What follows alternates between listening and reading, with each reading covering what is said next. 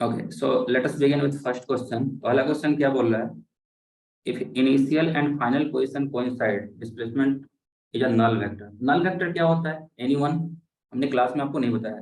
देखो, null vector एक ऐसा वेक्टर होता है जिसका मैग्नीट्यूड 0 हो, ठीक है, लेकिन डिफाइंड डायरेक्शन हो, ठीक है। तो इनिशियल और फाइनल दोनों को कोइंसाइड कर जा रहा है, तो मैग्नीट्यूड डेफिनेटली 0 है। और यहाँ पे कुछ डायरेक्शन आ रहा है क्या? यहाँ पे डायरेक्शन आ रहा है, तो हाँ, इनिशियल से फाइनल की तरफ हम डायरेक्शन बोल सकते हैं। नल वेक्टर एक ऐसा वेक्टर है जिसका मैग्नीट्यूड क्या है? 0 है, याद रखना। Null vector means 0 magnitude, 0 magnitude but defined direction. और रीजन में क्या बोला है? Physical quantity can not be called a vector if its magnitude is 0। नहीं, ये गलत है, ठीक है। ऐसा एक वेक्टर एग्जिस्ट करता है, उसको हम लोग नल वेक्टर बोलते हैं, ठीक है। तो असर्शन यहाँ पे सही है और दूसरा ऑप्शन क्या है? गलत है। तो ऑप्शन ए, क्वेश्चन नंबर 1 का क्या हो जाएगा? 3। Assertion is correct, reason is false. Everyone, hi everyone, Yes, Yes, sir. sir. Good. Next question हाँ चलते हैं। सर। नेक्स्ट क्वेश्चन क्या बोल रहा है? असर्शन बोला है, a vector quantity is a quantity that has both magnitude and direction and obeys triangle law of vector addition or equivalently the parallelogram law of vector addition। बिल्कुल सही है, ठीक है। वेक्टर क्वांटिटी वो क्वांटिटी है जिसका मैग्नीट्यूड भी है, डायरेक्शन भी है, और triangle law of vector addition क्या कर रहा है? वो फॉलो भी कर रहा है, ठीक है। उसको हम क्या बोल रहे हैं? उसको बोल रहे हैं वेक्टर क्वांटिटी। ओके, तो ऑप्शन ए जो असर्शन है ये क्या है? ये करेक्ट है। अब बात करते हैं किसकी? रीजन की। रीजन में क्या बोल रहा है? magnitude of resultant vector of two given vector can never be less than the magnitude of any of the given vector। Second में बोल रहा है क्या कि दो वेक्टर का मैग्नीट्यूड कभी किसी भी एक वेक्टर से कम नहीं हो सकता है। ऐसा होता है क्या? चलिए चेक कर लेते हैं। मान लीजिए कि ये एक फोर्स है 10 न्यूटन का, ओके एवरीवन, हाया ना। एंड दूसरा ये जो फोर्स है, हाँ, दूसरा ये जो फोर्स है ये भी है 10 न्यूटन का। तो ये दोनों फोर्स अपोजिट डायरेक्शन में एक्ट कर रहे हैं। इनका रिजल्टेंट क्या होगा? रिजल्टेंट इक्वल टू 0 आ रहा है। और ये क्या बोल रहा है? ये बोल रहा है कि रिजल्टेंट कभी भी किसी भी एक से छोटा नहीं हो सकता है, जबकि यहाँ पे तो रिजल्टेंट कम्प्लीटली 0 ही मिल गया, ठीक है। तो this is wrong, this is right, assertion is true and reason is false. Everyone, I am so option 3 बदलते चलेंगे। क्या ये सबको समझ में आ रहा है? Yes, sir. इसमें Yes, किसी sir. को ओके, थोड़ा सा 1 मिनट बस वेट कर लेना बच्चों, 1 मिनट।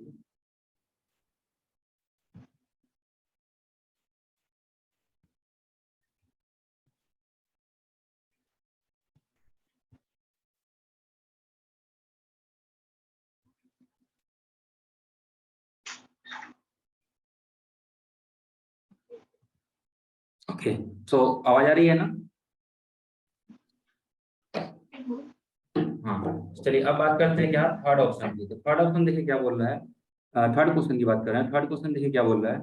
थर्ड क्वेश्चन बोल रहा है कि assertion बोल रहा है the direction of null vector is indeterminate, determinant. क्या हम नल वेक्टर के डायरेक्शन को नहीं फाइंड कर सकते हैं? ऐसा नहीं है। जैसे अभी हमने देखा था ना, ऊपर वाला पहला वाला क्वेश्चन, पहला वाला क्वेश्चन क्या था? यहाँ पे नल वेक्टर था, नल वेक्टर था, लेकिन डायरेक्शन तो था ना इनिशियल से फाइनल के डायरेक्शन में, ठीक है। तो indeterminate direction of null vector is indeterminate. Wait, थोड़ा सा इसको सोचना पड़ेगा। जो नल वेक्टर है उसका तो मैग्नीट्यूड ही 0 है, हाँ या ना? 0 वेक्टर या नल वेक्टर का मैग्नीट्यूड क्या है? 0 है। तो इसका हाँ सर। जो डायरेक्शन है वो, मतलब ऐसे हम फाइंड नहीं कर सकते। नॉर्मली हम उसका डायरेक्शन क्या कर सकते हैं? फाइंड नहीं कर सकते। रीजन क्या बोल रहा है? We can have a cross b equals to a dot b with a is not equal to 0 and b is not equal to 0। क्या a क्रॉस b या a cross b is equal to a dot b हो सकता है? क्या ये condition कभी valid हो सकता है?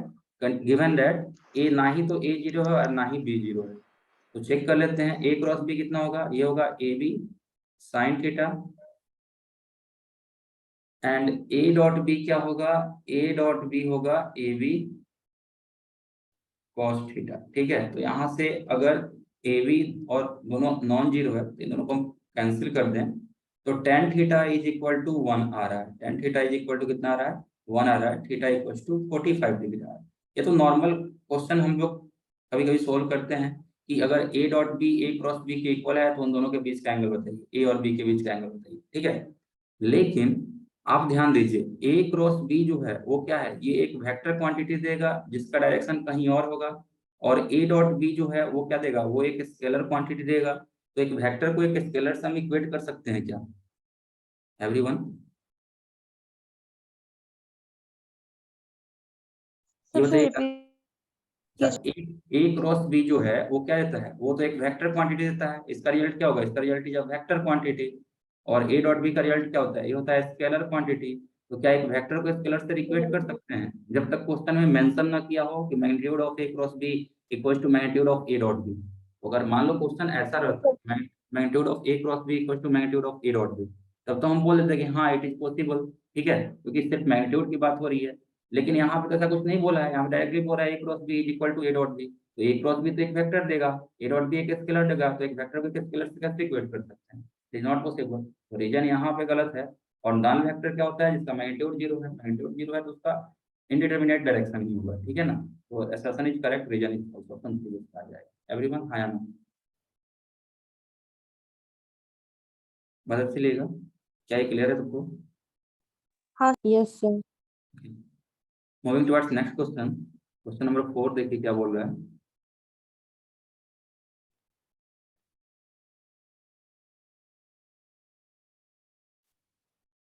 फोर में अगर असर्शन की बात करें तो ये बोला है rectangular component of a force is 24 Newton and 7 Newton, magnitude of force is 25 Newton. क्या ये पॉसिबल है, चलिए चेक कर लेते हैं।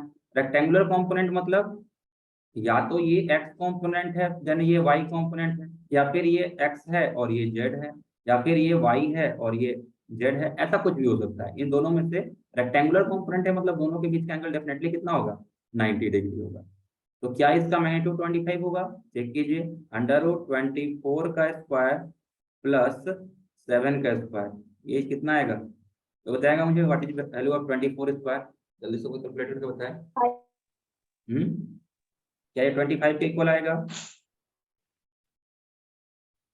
हाँ सर। ओके, तो ये तो बिल्कुल सही है, असर्शन क्या है, सही है। और रीजन क्या बोल रहा है, if magnitude of A equal to magnitude of B equal to 1, अगर ए और बी दोनों का मैग्नीट्यूड 1 है देन ए क्रॉस बी का square plus A dot B का स्क्वायर इक्वल टू 1 होना चाहिए। चलिए देख लेते हैं, A cross B, A cross B का square plus A dot B का स्क्वायर इक्वल टू 1। चलिए ये मैग्नीट्यूड देखो, यहाँ पे ध्यान रखो, पिछले वाले क्वेश्चन में क्या था, ए क्रॉस बी को डायरेक्ट इक्वेट कर रहा था किससे था, ए डॉट बी से। ए क्रॉस बी इक्वेट कर रहा था ए डॉट बी से, और इसलिए हमने क्या बोल दिया कि दैट इज नॉट पॉसिबल, क्योंकि ये वेक्टर है और ये स्केलर है। जबकि इस वाले क्वेश्चन में देखो, इस वाले क्वेश्चन में मैग्नीट्यूड के स्क्वायर को ऐड कर रहा है, दिस इज पॉसिबल। मोड लगा दिया मतलब किसकी बात हो रही है, मैग्नीट्यूड की बात हो रही है। तो अब यहाँ हम बात करेंगे ए क्रॉस बी की स्क्वायर, तो ए क्रॉस बी क्या होगा, ए बी साइन थीटा इसका square plus A dot B क्या होगा, ए बी कॉस थीटा इसका स्क्वायर।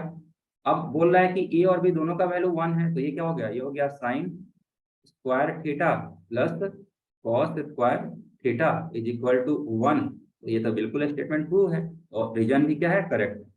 तो अब दोनों करेक्ट हो गया, तो अब आपको सोचना है क्या कि क्या असर्शन रीजन को करेक्टली एक्सप्लेन कर रहा है। तो हम देख रहे हैं क्या कि असर्शन और रीजन में आपस में कुछ लेना देना ही नहीं है, ये दोनों इंडिपेंडेंट स्टेटमेंट है, ठीक है। तो रीजन जो है is not explanation of assertion, हाँ हालांकि रीजन सही है, तो इसके लिए ऑप्शन 2 इज करेक्ट एवरीवन, हाँ। हाँ सर। ओके, चलते हैं अगले क्वेश्चन पे। Question number 5, if three vectors a b and c satisfy relation a dot b equals to 0 and a dot c equals to 0, then vector a may be parallel to b cross c।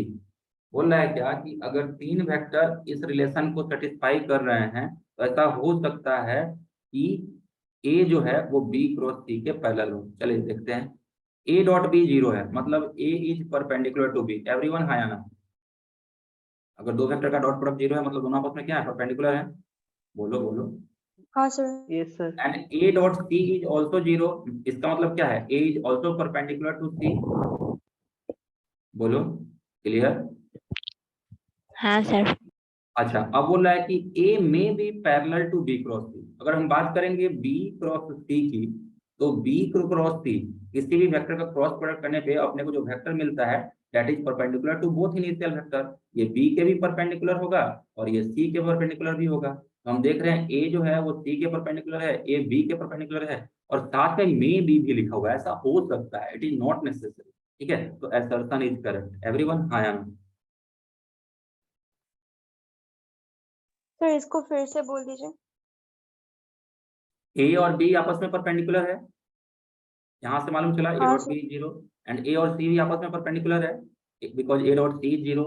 तो B cross C के बारे में बात बोल रहा है कि क्या बी क्रॉस सी ए के पैरेलल हो सकता है। तो पहले चेक करेंगे, बी क्रॉस सी जो होगा वो एक वेक्टर देगा, हाँ या ना? और वो हाँ वेक्टर सर। बी के परपेंडिकुलर भी होगा और सी के परपेंडिकुलर भी होगा। इज इट क्लियर और नो? ये जो वेक्टर नहीं, ये होगा, वाला ये समझ में नहीं आया? तो क्लास में बताऊँ ना कितना बार कि मान लो ये वेक्टर ए है और ये वेक्टर बी है, तो ए क्रॉस बी जो होता है वो परपेंडिकुलर टू बोथ होता है। ए क्रॉस बी जो होता है वो परपेंडिकुलर टू बी भी होता है और परपेंडिकुलर टू ए भी होता है। याद आ रहा है क्या? हाँ सर। वैसे ही बी क्रॉस सी जो होगा वो बी के ही परपेंडिकुलर होगा और सी के ही परपेंडिकुलर होगा। अब यहाँ पे अपने को मालूम चल रहा है कि ए जो है वो बी के ही परपेंडिकुलर है और सी के भी परपेंडिकुलर है। ऐसा हो सकता है कि ए जो है वो बी और सी के पैरेलल हो। समझ में आ रहा है कि नहीं आ रहा हाँ है? सर। आगे बोल रहा है क्या, रीजन इसका बता रहा है कि A plus B equal to R, vector A plus B. हाँ बोलिए बोलिए। रीजन बता रहा इसमें है। मे भी लिखा है। हाँ, मे बी मतलब ऐसा भी हो सकता है कि नहीं हो, ऐसा भी हो सकता है कि नहीं हो, लेकिन ऐसा भी हो सकता है कि परपेंडिकुलर हो। क्लियर? ऐसा मतलब देयर इज मे बी है तो आप तो कंफर्म ही जा सकते हैं। मस्ट भी रहता तो बहुत सोचना पड़ता अपने को कि ऐसा सिर्फ एक ही वेक्टर होगा ए, उसके अलावा कोई वेक्टर हो ही नहीं सकता है जो बी क्रॉस सी के परपेंडिकुलर हो। ठीक है, तो ऐसा कुछ नहीं है। माइनस ए भी तो बी क्रॉस सी के परपेंडिकुलर हो। Minus A is a different different vector, लेकिन ये भी तो परपेंडिकुलर होगा। अगर मान लो कि इधर की तरफ ए है तो इधर की तरफ माइनस ए होगा कि नहीं होगा? हाँ या ना? होगा। तो अगर ए हाँ परपेंडिकुलर है sir. B, B A cross B के, तो या बी क्रॉस सी के, तो माइनस से भी तो परपेंडिकुलर दोनों पे हो जाएगा। क्लियर? हाँ सर। इसलिए मे बी वाले के साथ हम लोग गए हैं। मस्ट भी रहता तो गलत कर देते हैं। रीजन की बात करते हैं। रीजन बोल रहा है if A plus B is equal to R, दो वेक्टर का एडिशन रिजल्टेंट के इक्वल है, and A plus B is equal to R, A plus B किसके इक्वल है? आर के इक्वल है, तो angle between A and B is zero होगा। ऐसा बोलना सही है क्या? नहीं, बिल्कुल गलत है ये। एक मिनट सोचने दो। हाँ, ये सही है। देखो, ध्यान दो, ध्यान से सुनो। तो कोई बोल रहा है कि vector A plus vector B is equal to resultant है और A plus B is equal to resultant है। तो हमने आपको बताया था ना कि अगर मान लो दो वेक्टर का डायरेक्शन सेम है, उनके बीच का एंगल जीरो होगा। एंगल जीरो होगा तो resultant will be equal to addition of vector. तो ये भी सही है और ये भी सही है, ये बिल्कुल सही है। तो रीजन इज ऑल्सो करेक्ट। अब क्या एसर्शन और रीजन में आपस में कुछ भी लेना देना है? नहीं है। ये तो डॉट प्रोडक्ट और क्रॉस प्रोडक्ट की बात कर रहा है और ये एडिशन ऑफ वेक्टर की बात कर रहा है। तो दोनों सही तो है लेकिन एक्सप्लेन नहीं कर रहा है, इसलिए ऑप्शन डी करें। एवरीवन, हाँ या ना? तो सेकंड हाँ वाला सर। मैग्नीट्यूड प्लस क्या है बोलिए। Sir? A plus B equal to, और ये मैग्नीट्यूड प्लस क्या है? हम्म ये फिर से एक्सप्लेन करो। तो नहीं नहीं, वो vector A plus vector B equal to R vector दिया है, लेकिन सेकंड वाला हम्म मैग्नीट्यूड प्लस क्या है? तो अब देखो, दो वेक्टर है। मान लो एक वेक्टर ए है और एक वेक्टर बी है। ठीक है, इनके बीच का एंगल थीटा है। ठीक है, तो रिजल्टेंट इधर से कहीं पास होगा, हाँ या ना? बोलो, ये क्लियर है क्या? Yes sir. तो हम रिजल्टेंट के का वैल्यू क्या लिखते हैं? R equals to under root A square, R का magnitude equals to under root A square plus B square plus two A B cos theta. ऐसा लिखते हैं कि नहीं लिखते हैं? बोलिए, हाँ या ना? Yes sir. अब बोल रहा है क्या कि r जो है वो a प्लस बी के इक्वल है। तो ये प्लस बी के इक्वल कब आएगा? जब cos थीटा का वैल्यू 1 हो। अगर मान लो cos थीटा का वैल्यू हम 1 रख देते हैं, इस वाले इक्वेशन में cos थीटा का वैल्यू 1 लिख देते हैं, तो r इक्वल टू कितना आ जाएगा, r इक्वल टू जाएगा under root a square plus b square plus 2ab, आया ना। तो ये a प्लस बी के होल स्क्वायर के हाँ इक्वल आ सर। जाएगा, और स्क्वायर अंडर रूट कैंसिल कर देगा तो a प्लस बी के इक्वल आ जाएगा। ये r का वैल्यू फिर कितना आ जाएगा, a प्लस बी के इक्वल आ जाएगा।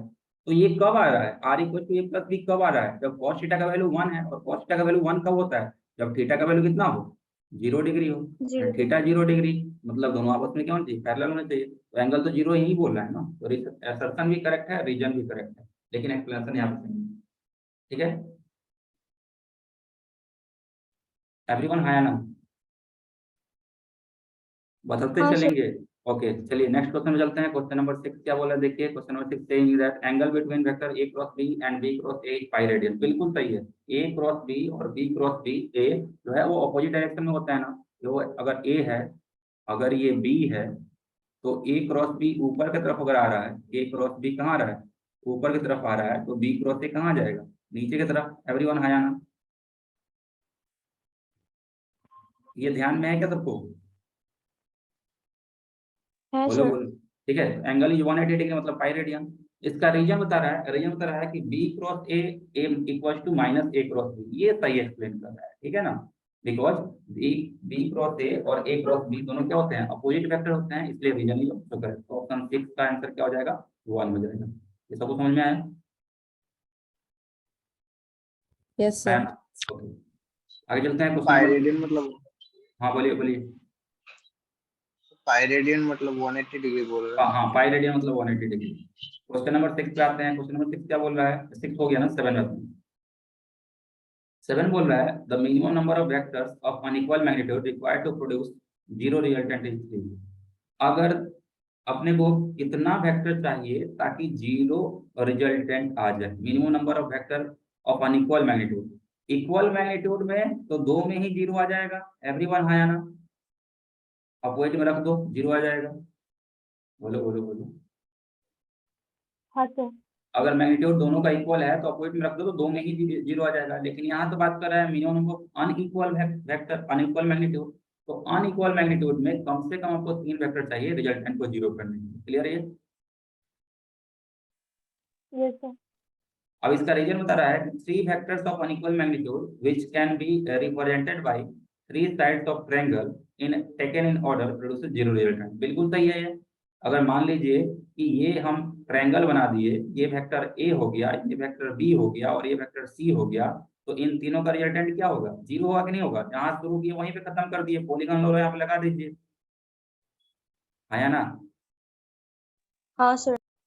तो ये भी सही है और ये भी सही है, लेकिन क्या ये इसको करेक्टली एक्सप्लेन कर रहा है, इस पे जरा सोचिए। क्या ये इसको करेक्टली नहीं, ये तो बस एक एग्जाम्पल दिया कि इस सिचुएशन में तीनों जो है सो जीरो आ रहे हैं, लेकिन ऐसा कुछ भी यहाँ पे करेक्टली एक्सप्लेनेशन नहीं आ रहा है। ठीक है, इसका करेक्ट एक्सप्लेनेशन के लिए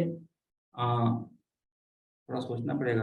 यहाँ पे देखिए, यहाँ पे बस ये एग्जाम्पल है, this is just an example. ठीक है, एक्सप्लेनेशन नहीं है ये। तो रीजन दिया है, it is example, it is not explanation. ठीक है, तो दोनों ही सही है, लेकिन इसका जो एक्सप्लेनेशन है वो सही नहीं है, तो बोलेंगे इसका ऑप्शन कौन सा है, टू। एवरीवन आया ना, ये क्लियर है सबको। तो ऑप्शन होगा बोलिए क्योंकि बोलिए। अनइक्वल दो बोला है ना, कर The सकते minimum हैं। number of vector of unequal magnitude required to produce zero resultant is 3। ठीक है, अगर 3 वेक्टर अनइक्वल हैं तो उनका रिजल्टेंट जीरो कब आएगा, 3 वेक्टर अनइक्वल हैं तो एक मिनट फिर से सुनो। बोल रहा है कि minimum number of vectors of unequal magnitude, जो 3 वेक्टर है अपने पास वो क्या है, अनइक्वल है। चलो ठीक है, ये मान लो ए हो गया, ये हो गया बी और ये हो गया C. Required to produce zero resultant is 3। तो जीरो रिजल्टेंट की जब बात होगी ना, तो 2 वेक्टर भी जीरो रिजल्टेंट देता है। हमने देखा है ना, मान लो ये 10 न्यूटन का फोर्स है और ये भी 10 न्यूटन का फोर्स है, तो इनका भी रिजल्टेंट क्या होगा, जीरो होगा। एवरीवन है ना। तो हाँ 2 वेक्टर में भी अपने को जीरो रिजल्टेंट मिल सकता है, लेकिन कंडीशन क्या है, magnitude of both vector should be same. दोनों ही वेक्टर का मैग्नीट्यूड कौन चाहिए, सेम होना चाहिए।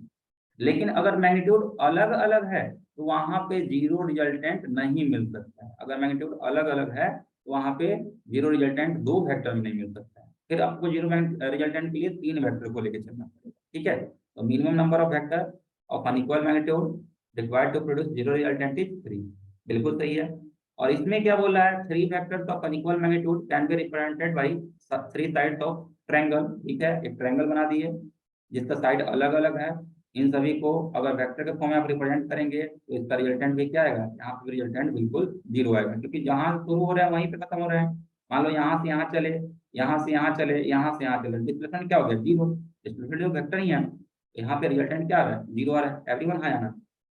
तो ये जो रीजन है ना, it is example, it is not explanation. Clear? Yes sir. Okay, आगे चलते हैं क्वेश्चन नंबर 8 पे। क्वेश्चन नंबर 8 बोल रहा है, a vector can have zero magnitude if one of its component is not zero. बोल रहा है कि एक वेक्टर का एक कंपोनेंट जीरो नहीं है तो उसका मैग्नीट्यूड जीरो हो सकता है क्या? जरूरी थोड़ी ना है। मान लो कोई वेक्टर आर है, ये है 0i cap plus 3j cap plus 4k cap, तो इसका मैग्नीट्यूड कितना होगा, √0² प्लस 3² प्लस 4²। इसका रिजल्ट, इसका जो वेक्टर है आर वेक्टर, इसका मैग्नीट्यूड कितना है, इसका मैग्नीट्यूड 5 आ रहा है। जबकि ये क्या बोल रहा है, ये बोल रहा है कि एक वेक्टर का मैग्नीट्यूड 0 हो सकता है अगर उसका एक भी कंपोनेंट 0 है। तो ऐसा असर्तन ही गलत हो गया, और ऐसा कोई ऑप्शन ही नहीं है जिसमें असर्तन गलत हो रीजन सही हो, ठीक है। तो इसमें क्या जाएंगे, बोथ आर रॉन्ग में डायरेक्ट चले जाइए, दूसरा पढ़ने की जरूरत भी नहीं है, ऑप्शन 4 इज करेक्ट। फिर भी हम लोग डिस्कस कर रहे हैं तो हम लोग ऑप्शन रीजन को भी डिस्कस करेंगे। रीजन क्या बोल रहा है, scalar product of two vector can not be negative quantity. दो वेक्टर का स्केलर प्रोडक्ट कभी नेगेटिव क्वांटिटी नहीं हो सकता, क्योंकि ये गलत है, ठीक है। मान लो ए स्केलर प्रोडक्ट मतलब क्या हुआ, स्केलर प्रोडक्ट हुआ A dot B. A dot B मतलब A B cos theta, A B cos theta. और कॉस थीटा का रेंज क्या होता है, -1 से लेकर के 1 तक होता है। तो जहां पे कॉस का वैल्यू निगेटिव होगा वहां पे स्केलर प्रोडक्ट तो निगेटिव आएगा, तो रीजन भी ऑल्सो गलत है। एवरीवन है ना। हाँ सर। आगे चलते हैं क्वेश्चन नंबर 9 पे। 9 में क्या बोल रहा है, the angle between two vector I plus J and J plus के इज π/3 रेडियन। चेक कर लीजिए, अगर ये दो वेक्टर के बीच का एंगल हम कैलकुलेट करना चाहते हैं तो क्या करते थे, याद कीजिए। एंगल कैलकुलेट करने के लिए cos theta equal to A dot B क्या होता है, ए डॉट बी। ये चेक कीजिए, आपने चेक किया है क्या, किसी ने चेक किया कि नहीं घर पे ये वाला एंगल? Yes sir. यस आ रहा सर। था 60 डिग्री। हाँ सर। ओके, वेक्टर ए देखिए, वेक्टर ए कितना है, vector A is I cap plus J cap, और वेक्टर बी कितना दे दिया, वेक्टर बी दे दिया है जे कैप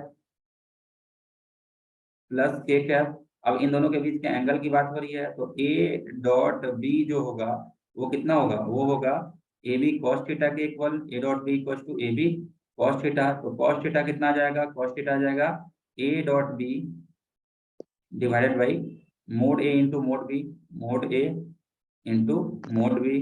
अब ये वैल्यू जरा चेक कीजिए कितना आ रहा है। यहाँ पे ए डॉट बी करेंगे तो आई डॉट आई इधर 0 है, जे डॉट जे का वैल्यू कितना आ गया 1, और के डॉट के तो है नहीं, divide by mod of A is √2 and mod of B is also √2। तो √2 इंटू √2 इक्वल टू 1/2। तो ये वैल्यू कितना आ गया 1/2। कॉस थीटा 1/2 आ रहा है, तो थीटा का वैल्यू 60 डिग्री, या फिर आप इसको बोल सकते हैं कितना π/3। एवरीवन है ना। तो assertion is correct. Everyone, yes sir. Yes sir. Reason बता रहा है कि एंगल का फॉर्मूला ये होता है, बिल्कुल सही है। एंगल यहाँ पे हमने cos थीटा का ये फॉर्मूला लेके आए हैं ना, तो यहाँ पे theta equal to cos inverse theta B by A B लिख सकते हैं ना। तो reason is also explaining assertion, तो इसका ऑप्शन 1 हो जाएगा। क्लियर आया ना। हाँ सर। आते हैं क्वेश्चन नंबर 10 हाँ पे। सर। क्वेश्चन नंबर 10 क्या बोल रहा है कि distance is a scalar quantity. बिल्कुल सही बोल रहा है, डिस्टेंस क्या होता है, स्केलर क्वांटिटी होता है। रीजन बता रहा है distance is length of path. हाँ, डिस्टेंस क्या है, पाथ का लेंथ है, उसका डायरेक्शन इधर उधर वेरी करते रहेगा, तो फाइनली जो है ये स्केलर क्वांटिटी। क्लियर, तो ऑप्शन 1 इज तो करेक्ट। 9 में बोथ करेक्ट था ना, क्या क्या, नंबर 9 बोथ करेक्ट था ना। बोथ करेक्ट एंड एक्सप्लेनिंग भी है। क्वेश्चन नंबर 11 पे आते हैं। 11 में क्या बोल रहा है कि if position vector of a given vector is इतना, then magnitude of acceleration is 1।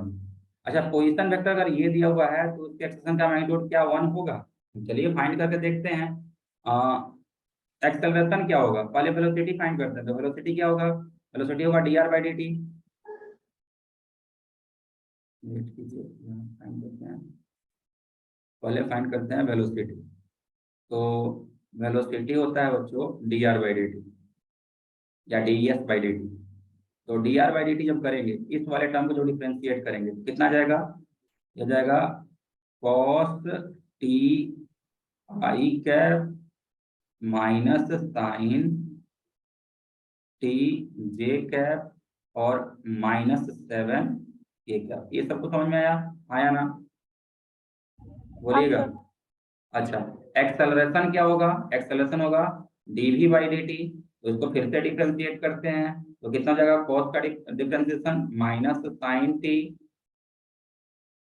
I cap minus cos T J cap, और ये वाला टर्म तो जीरो हो जाएगा, कांस्टेंट का डिफरेंस जीरो हो जाएगा। अब इसका मैग्नीट्यूड क्या होगा, तो magnitude of vector equals to under root X component का स्क्वायर प्लस वाई कंपोनेंट का स्क्वायर। एक्स कंपोनेंट कितना है, sin t, उसका स्क्वायर माइनस sin t का स्क्वायर कितना हो जाएगा, sin square t plus cos square t।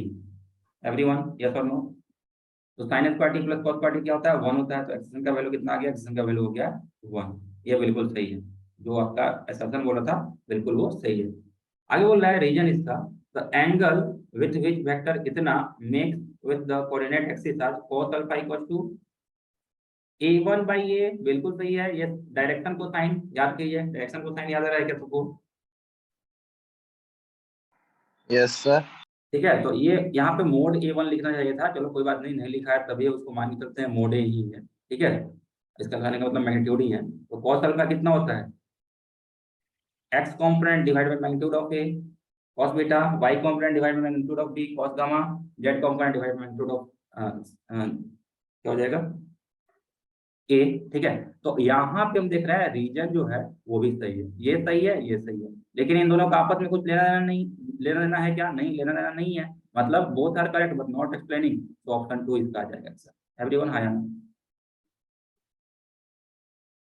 बता देंगे क्या, ये सबको क्लियर है, हाँ ओके वेरी गुड। हाँ sir. आगे चलते हैं क्वेश्चन नंबर 12 पे।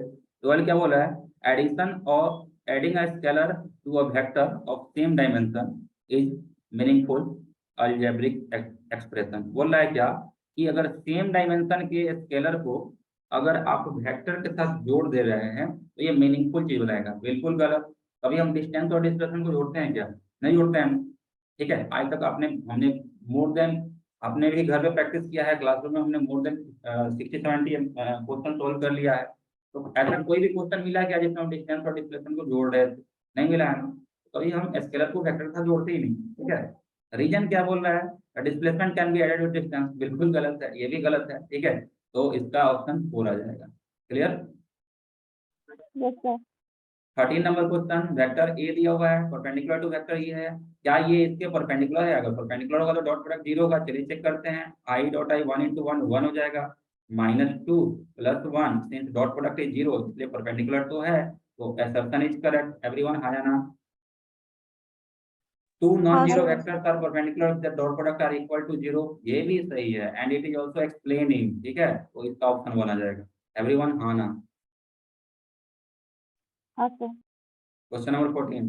Assertion: the dot product of one vector with another vector may be a scalar or a vector. एक वेक्टर का दूसरे वेक्टर के साथ जो डॉट प्रोडक्ट होगा वो स्केलर भी हो सकता है, वेक्टर भी हो सकता है, हो ही सकता है। डॉट प्रोडक्ट का भी वेक्टर होता ही नहीं है, ठीक है। तो assertion ही गलत हो गया, तो रीजन को तो गलत होना ही है। एवरीवन हाँ ना।